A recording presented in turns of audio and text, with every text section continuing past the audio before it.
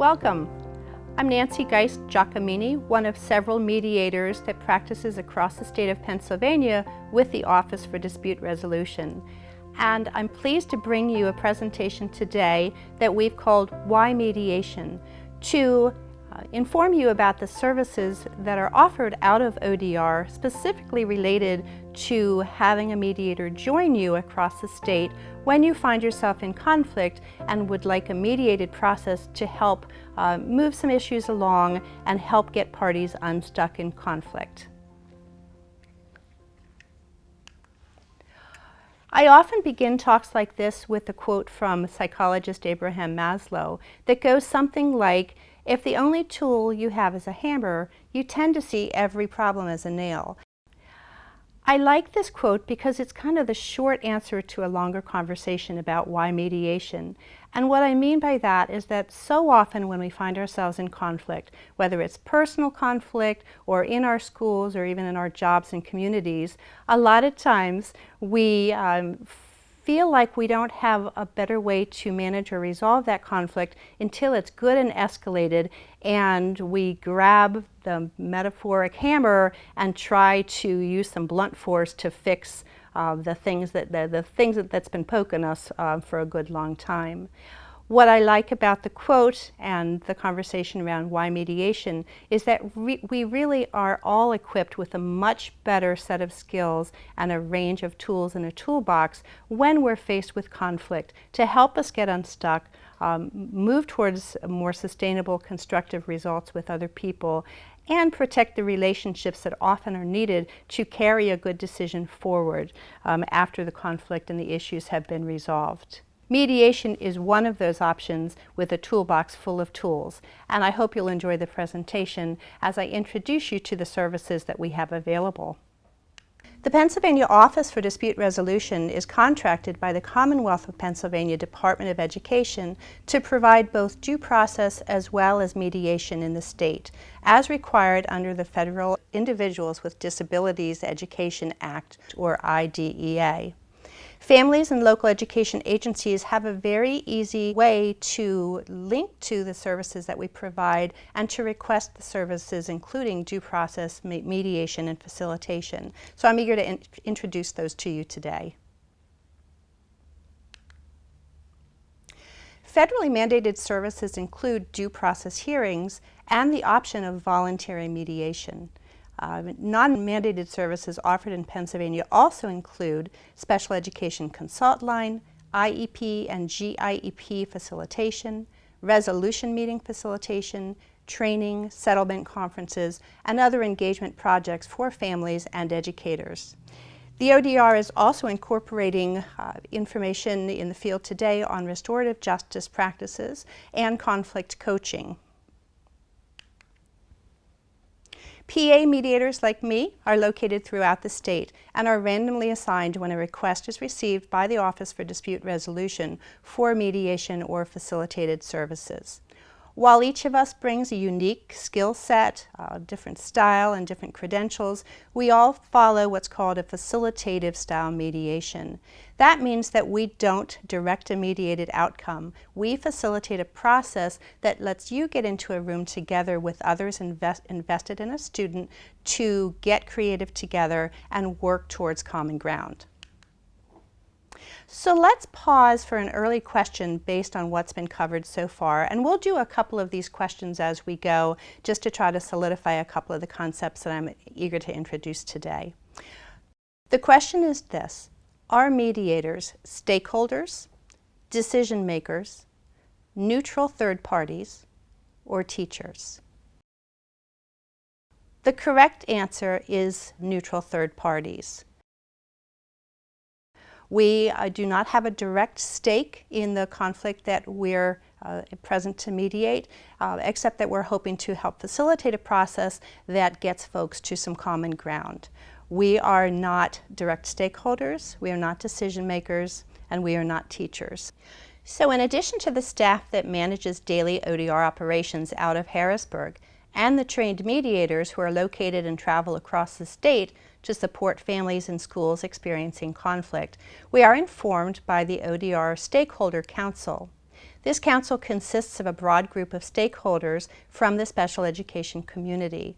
When the council was first seated, ODR asked that diverse stakeholders be suggested up from the special education community. Now that the council has been in operation for over 5 years, it determines its own membership and provides service-related input to ODR. The council also interviews hearing officers when there are vacancies and makes hiring recommendations. Now, even though I facilitate a neutral process as a mediator, that does not mean I can't exercise some bragging rights about Office for Dispute Resolution.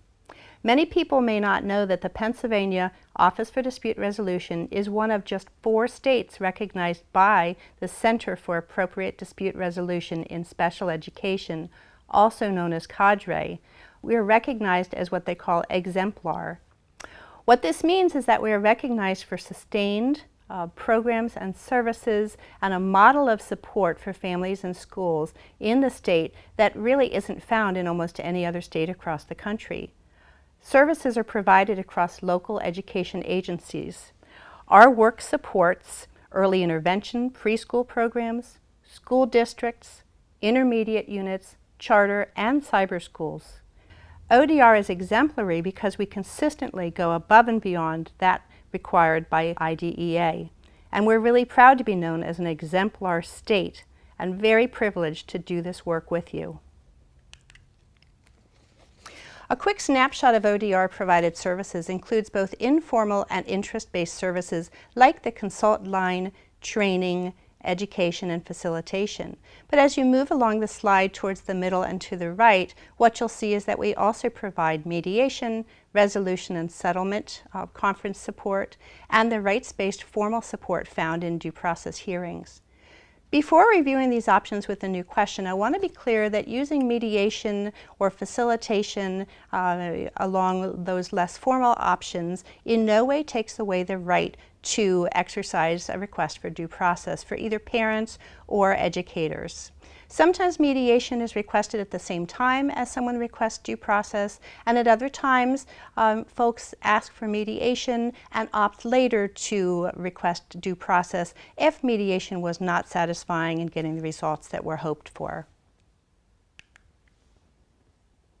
The PA Office for Dispute Resolution provides all of the following process options within what I'd call an integrated conflict resolution or management framework, except counseling, IEP facilitation, mediation, due process hearings.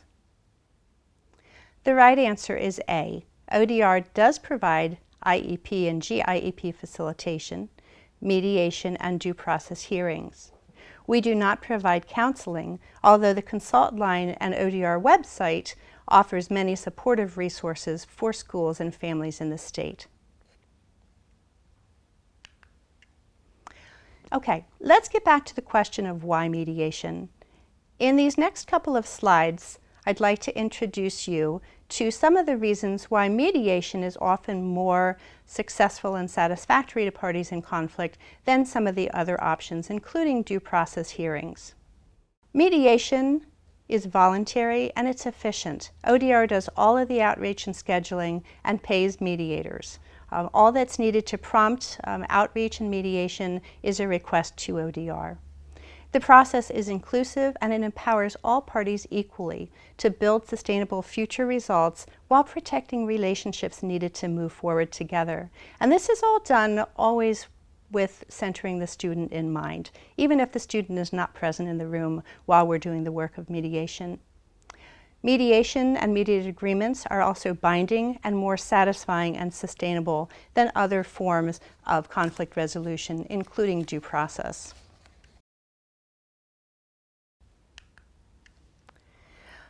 Pennsylvania schools and families make hundreds of requests for mediation each year.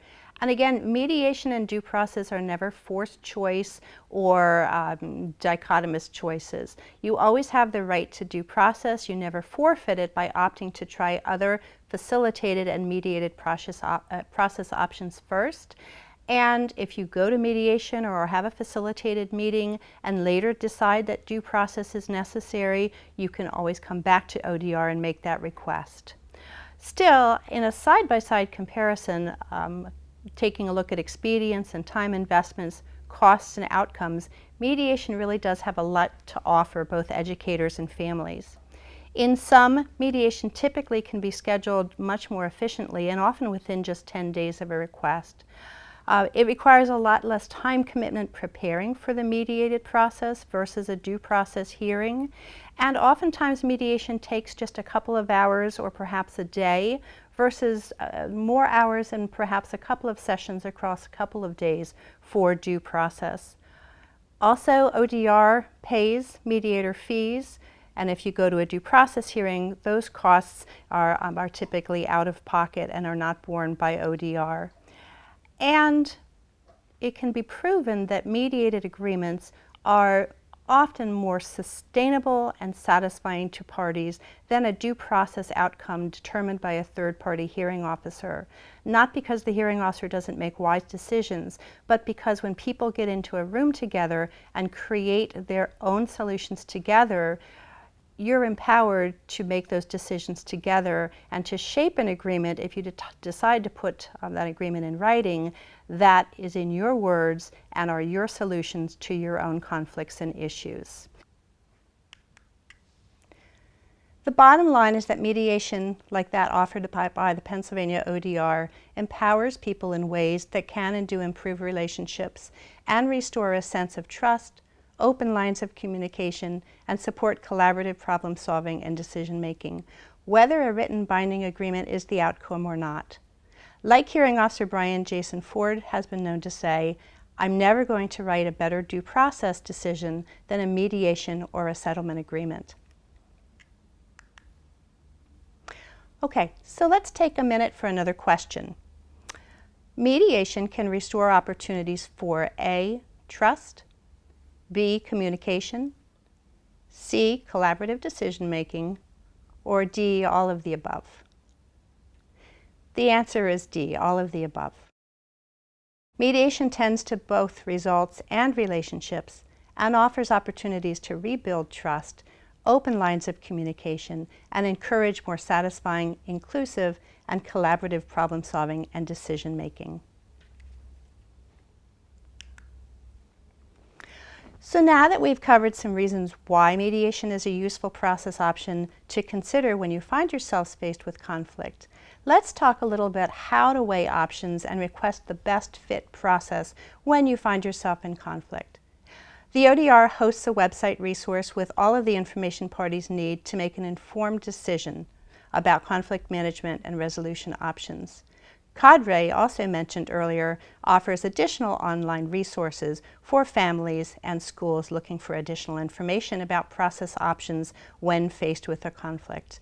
And as I said before, requesting mediation or initiating outreach from ODR is really as simple as visiting our website and linking to an online form or requesting a hard copy form.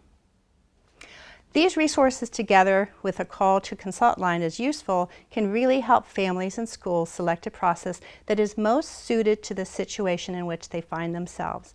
Sometimes mediation is the best resolution process to enter a conflict and work with folks from ODR. Sometimes it's facilitation, and sometimes it's due process. And we really don't know until we get on the phone with you or talk your issues through, and sometimes even get in the room with you before we know what the best process is going to be to meet your needs.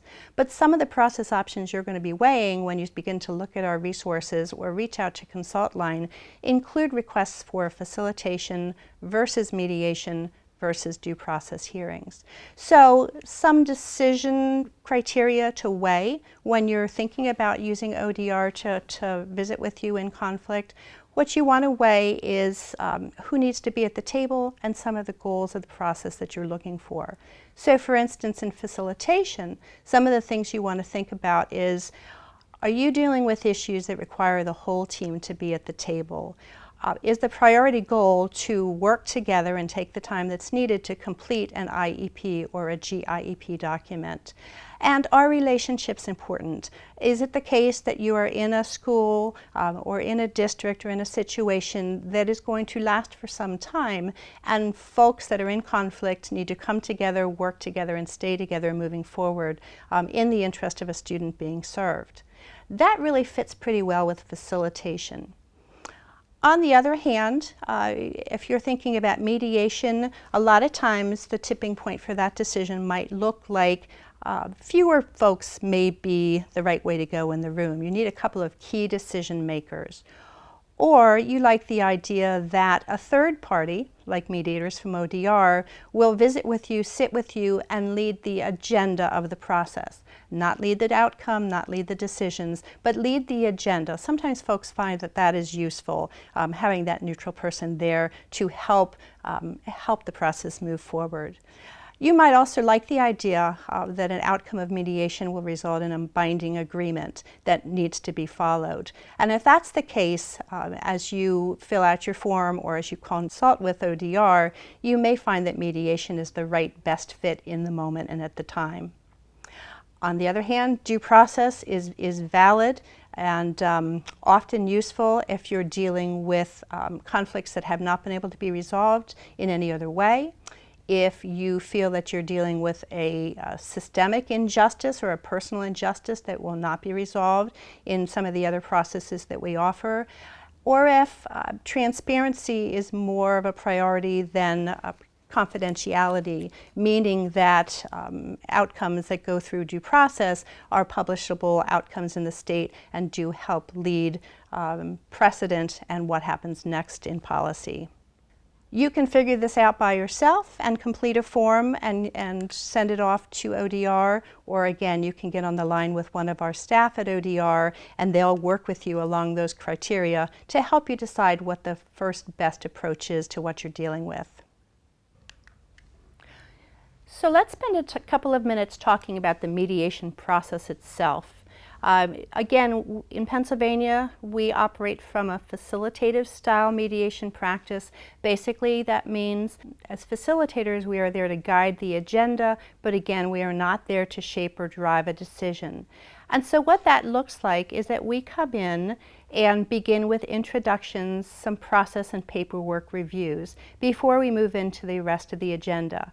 And keep in mind, as I said before, that when mediators are randomly assigned to sit with you in conflict across the state, we come in with very little background or information about what it is that we're there to talk about today. And that's as it should be. It's meant to guard our neutrality and for us to come in with a new perspective and no preconceived ideas about what we're there to talk about. We're provided with the location of the mediation and who we expect to see in mediation that day from ODR. But really beyond that, we don't have history, we don't have prior relationships with parties, and we are simply there to facilitate your mediated process. So again, the way that begins to work is that we begin with introductions, we cover some paperwork, and then within a few minutes, we begin the process by looking to the party who first asked for mediation to get us started with some uninterrupted time. And that can look like a lot of things, but always what we include is providing space for parties to share their stories, their perspectives, the reasons that brought them to mediation, and some hopes for what they hope to get out of the mediated process. That's called uninterrupted time. We begin with the party that first reached out to ODR, and when they hit a natural pause in the process, we turn to the other party and we give that second party our full attention to listen to their perspectives and stories and history and some of the issues and hopes that they have for mediation. It takes the time that it takes so that all parties feel fully heard, and oftentimes around the table we're all taking notes as we're listening so that we can remember to revisit things that are being put out on the table to get us started. Pretty naturally from there, the process moves to some joint dialogue between parties. And that's when people around the table get into the work of asking each other questions, clarifying things that weren't clear, correcting misinformation or identifying information that's missing altogether and needs to be found before we can move forward. And parties pretty naturally begin to do some brainstorming and working together on what they've heard. Sometimes your mediator will, in addition to taking notes on the table, may get up, may write some things down on a whiteboard or a flip chart, all the while letting the process and the people carry the issues forward so that we can begin to identify areas where people are starting to hear some common ground that they might want to take forward into a mediated agreement. Out of that joint session or that joint dialogue, often agreement writing is the goal and the hope for parties in mediation, but not always. Sometimes it's simply enough for the first time to get around the table and hear each other differently for the first time, or again, identify information that's needed and not yet available. But sometimes if parties are in agreement that they want to write an agreement that will be binding and leave the mediated room, we begin to use the agenda and the process to draft that agreement. Many of us mediators will bring our laptops and begin to scribe some of your content. Others do it longhand, whatever works for the parties. But at the end of the process, what often will result is a one to many bulleted agreement that parties review, correct, edit, and ultimately sign if everybody's in agreement that they will use that agreement to carry their work forward. I also want to mention that oftentimes all of that good work is done right around the table together with parties in the room, but there's always an opportunity for parties to ask for a pause, a comfort break, to grab some water or a refreshment or use the restroom. And we also have breaks called caucuses, which basically are formal opportunities to meet privately with the people that you came into the room with or without the mediator present. I often describe caucuses as a private, messy space to sit with the people that you came in with and think out loud about some things that haven't yet been talked about at the shared table, some things that you're concerned about. It's a space to express some emotions if you haven't felt comfortable doing that at the shared table. But at the end of the day, when we go back to the table out of caucus, and if a mediator has been invited to be included in that process, mediators don't bring any of that private discussion back to the shared table. We simply sit back down together, relaunch, and the parties continue to carry the dialogue forward. So that's what a caucus in mediation looks like. Finally, ground rules, are also called shared expectations, are presented to parties before the mediation starts to help create a space in which everyone can participate freely and without reservation. Parties can expect to work together in a student-centered collaborative team. They can expect to focus on present concerns and solutions rather than past history that can't be changed. They can focus on and share information openly and listen patiently. They can treat each other with respect and civility, help create options and resolve issues, and work in good faith together to get to a mediated agreement. If a mediated agreement is reached, that mediated agreement goes into a student's file, but any other notes or rough scribbles that we may have out of mediation don't leave the room. Really, the only forms that leave the room are those documents that are signed by parties and by ODR. We've covered a lot of important content, and I'd like to pause and entertain another question before we move on. The question is this: mediation steps and ground rules encourage parties to work together as a student-centered collaborative team, focus on present concerns and solutions rather than past problems, treat each other with civility and respect, abide by a mediated agreement if one is reached, or all of the above. The answer is all of the above, as we've covered.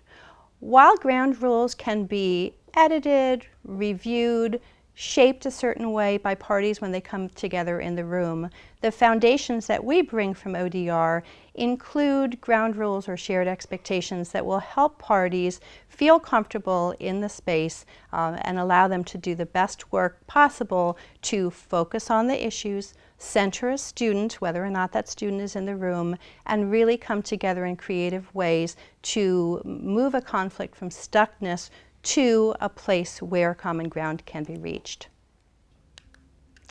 Okay, ODR maintains annual data about services, including mediation and due process.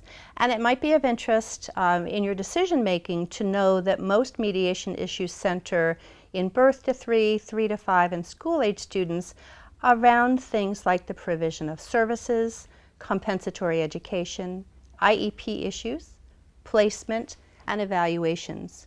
We also mediate issues that arise around protected handicapped 504 services and work with eligibility and GIEP issues with our identified gifted populations.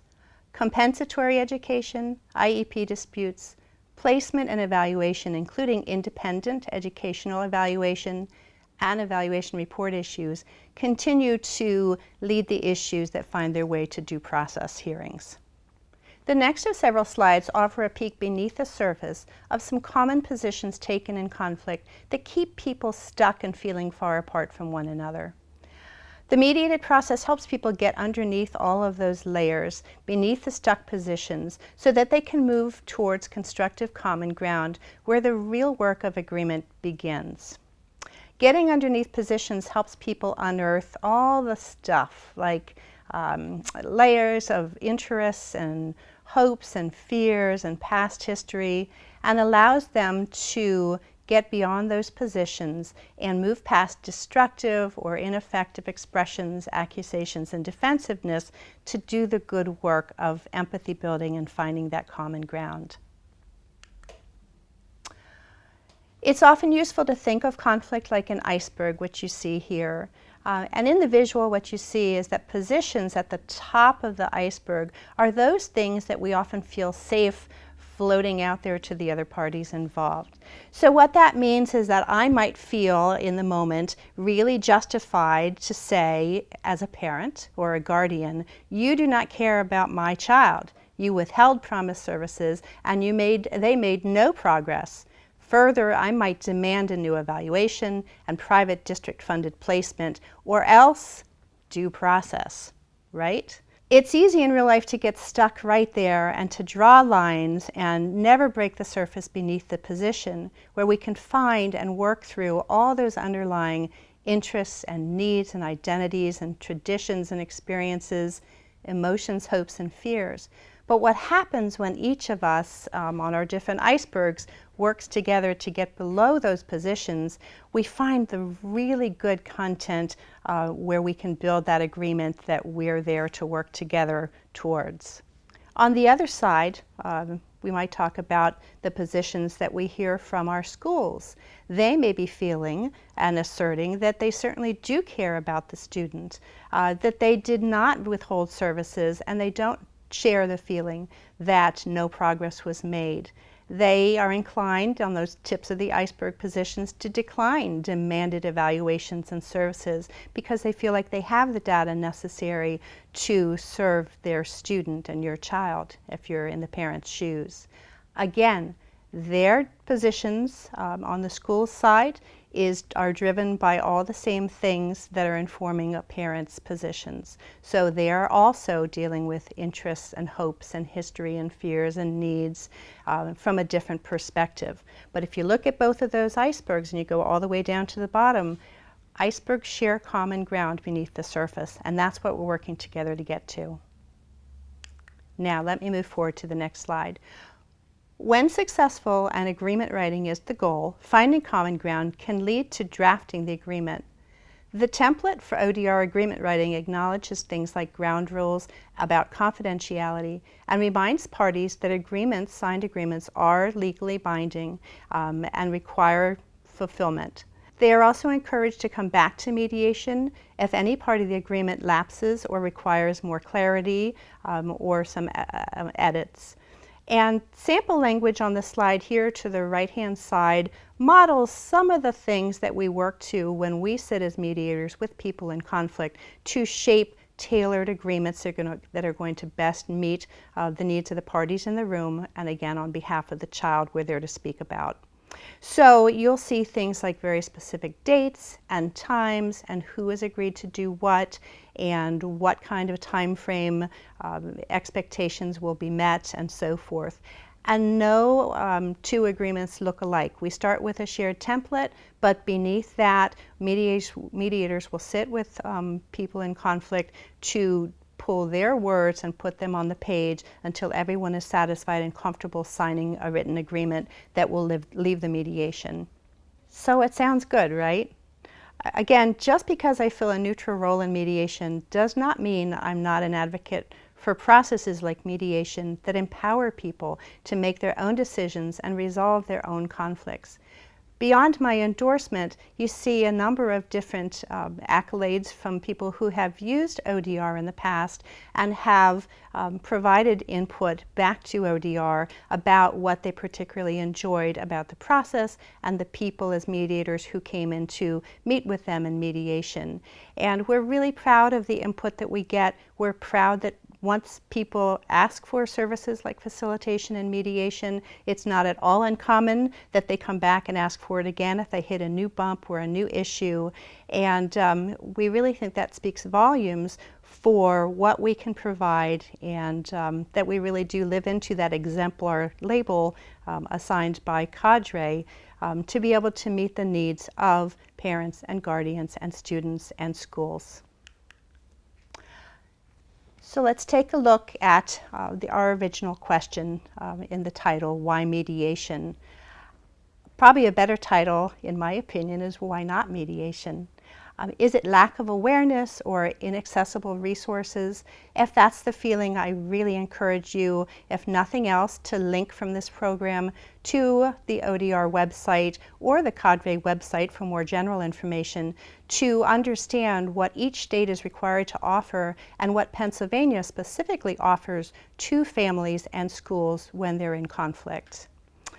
Is there a sense that the district culture is one that doesn't encourage mediation or facilitation by ODR?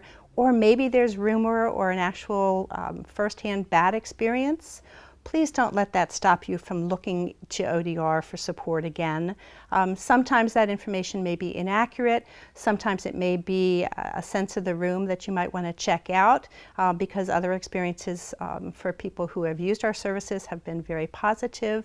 Or maybe you had a person come in from ODR that wasn't exactly the best fit for the people and the situation involved.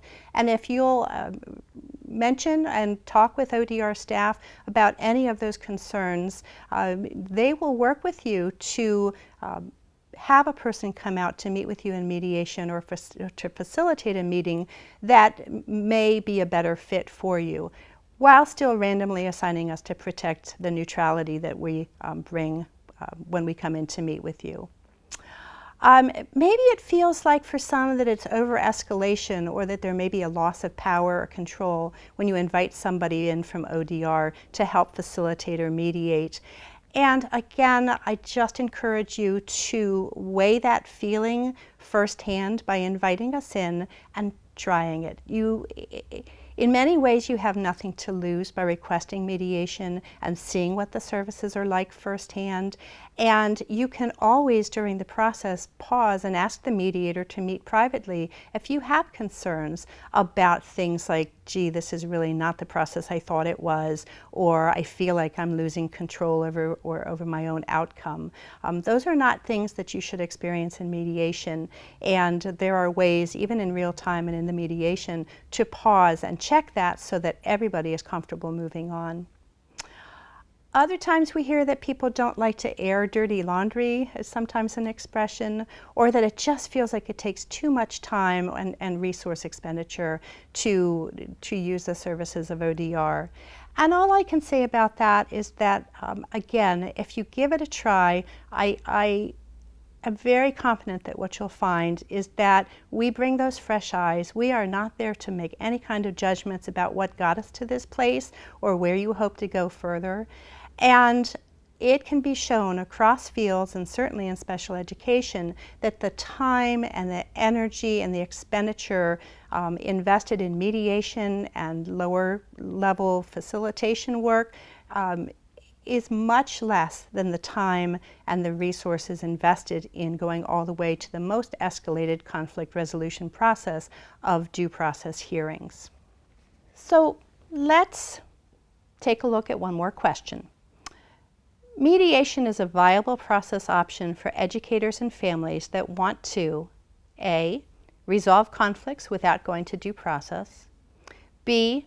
Fight, C. Have someone tell them what to do, D. Revise an IEP, or E. None of the above.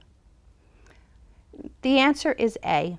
Resolve conflict without going to due process. Fighting, although it often feels like it'd be a good idea, is really not a constructive way to resolve conflict, particularly in a relationship that needs to live past the fight, right? So if you're on an IEP team, or you're in a district or a school setting where relationships need to continue forward, that is not a really good place to fight if you're hoping to reach some win-win common ground outcomes. Mediators are not there in mediation to tell anyone what to do. Again, we are neutral. We care about every person equally around the table. We don't have judgments or preconceived ideas, and we really are simply there to facilitate your process so that you can get the hoped-for outcome that you signed on for.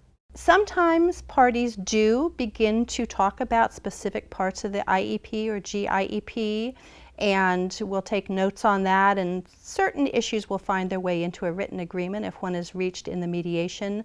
But mediation itself is not the exact right process for fully revising an IEP. What typically happens is that if some things are talked about that need to find their way back into an edited proposal or draft of the IEP or GIEP, that can happen after the mediation or even in a subsequent IEP or GIEP meeting, facilitated or not. If it was none of the above, that wouldn't work out very well. I wouldn't be able to say that mediation was all that I promised that it is. Really, it's a terrific way to resolve conflict without going to due process and without losing your right to go to due process, should mediation not satisfy the issues that you need to deal with. So, will you consider trying mediation in the future? I really do hope the answer is yes. We have an exceptional number of services through the Pennsylvania Office for Dispute Resolution. We are one of the 4 best exemplary states in the country, recognized by the National Association that compiles information in the special education community and shares resources across the country. And the feedback and input that we get from people across the state who do entrust mediators to come and sit with them in conflict is overwhelmingly positive, and people really can do the work that's needed together to reach those common ground outcomes that we hope will take a program of services for students forward and into the future.